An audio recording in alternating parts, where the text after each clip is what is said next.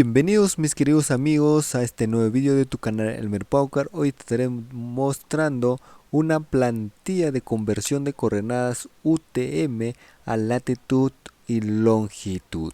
Si usted ha llegado por primera vez en nuestro canal por una necesidad, no olviden suscribirse y activar la campanita para que YouTube les mande una nueva notificación cuando estoy subiendo un nuevo vídeo. No olviden compartir este hermoso vídeo a sus queridos amigos o compañeros de la universidad o compañeros de trabajo. Sin más comentarios, vamos a iniciar con el vídeo demostrando esta conversión de coordenadas UTM a latitud y longitud. Para ello lo que tenemos que tener un base de datos. Aquí yo lo que tengo un base de datos que viene a ser punto, norte, cota y la descripción.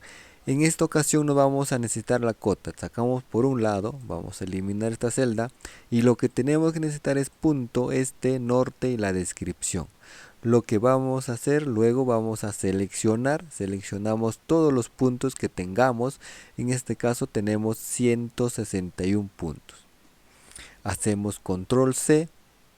Luego nos vamos a la plantilla donde dice número 1, hacemos clic ahí, ante clic derecho y nos vamos a pegar los puntos, los puntos.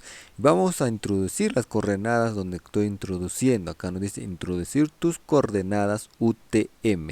Por eso que estamos introduciendo tu coordenada, Luego tenemos el uso, en qué zona estamos. En este caso está por zona 19. Trabajo se ha realizado el levantamiento en la zona 18. Digitamos zona 18, luego vamos a dar un enter.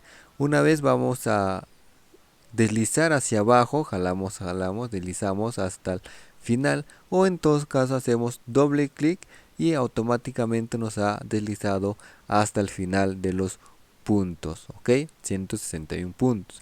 Ahora, luego, seguidamente tenemos el hemisferio sur, tenemos hemisferio norte también, pero este trabajo se ha realizado en la zona 18 sur, Luego nos dice en la nota, si requieres más filas no olvides arrastrar la función incluida en las columnas ocultas.